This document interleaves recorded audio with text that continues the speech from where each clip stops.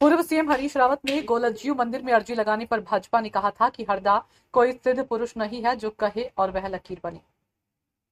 राजनीति में बेशक उनके चौंकाने वाले फैसले सनातनियों के लिए आहत करने वाले भी रहे, लेकिन गोलज्यू महाराज न्याय के देवता माने जाते हैं। गोलज्यू देवता गुण दोष के आधार पर ही न्याय करते हैं।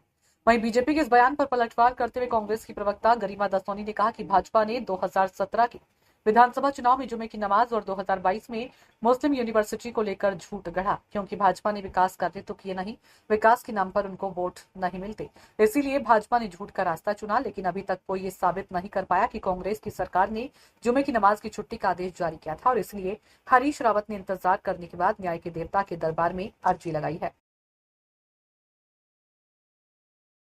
अर्जी लगाई है, इसको लेकर भाजपा ने प्रगवान ने साफ करते हुए कहा है कि हरीश रावत सिद्ध पुरुष नहीं है, गुण दोष के आधार पर भी मुझे देवता महाराज न्याय करते हैं। नहीं, बिल्कुल ठीक कह रहे हैं मनवीर चौहान जी। और मुझे ऐसा लगता है जिस तरह से एक मुहिम छेड़ी है माननीय हरीश रावत जी ने, काफी वर्षों तक और महीनों तक इंतजार किया।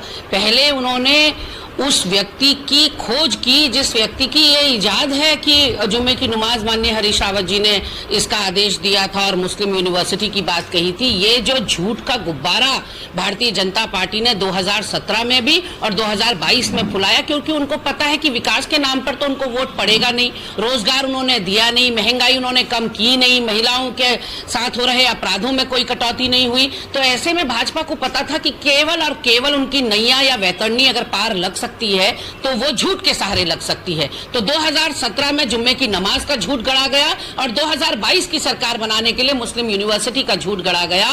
और हमारे वहां शायद मनवीर चौहान जी को पता नहीं होगा कि हमारे वहां के लोग गोलज्यू देवता के पास ही जाते हैं न्याय के लिए, यदि उनके ऊपर कोई अत्याचार या अन्याय हुआ होता है। तो ऐसे में जब चारों तरफ से मुनादी करने के बाद भी कोई व्यक्ति सामने नहीं आया जो ये बात साबित कर सके कि माननीय हरीश रावत जी ने ऐसे कोई आदेश या ऐसी कोई बात कही थी, तो अब वो गोलजू जी की अदालत में गए हैं और वहां उन्होंने अप्लाई किया है, एप्लीकेशन लिखी है गोलजू महाराज को। और केवल माननीय हरीश रावत जी नहीं, पूरे कुमाऊं और गढ़वाल मंडल के लोग गोलजू के दरबार में जाते हैं और ये प्रार्थना और गुहार करते हैं कि उनके साथ न्याय किया जाए। तो अब देखने वाली बात होगी कि ये कितना सच बाहर निकल कर आता है। और मनवीर चौहान ने जो बात कही है वो साफ तौर पर भाजपा की बौखलाहट दिखा रहा है कि उसको डर सता रहा है कि माननीय हरीश रावत जी जिस मुहिम को लेकर निकले हैं, झूठ का पर्दाफाश करने निकले हैं, यदि भाजपा बेनकाब हो गई, निर्वस्त्र हो गई तो फिर जाने महफिल में क्या हो।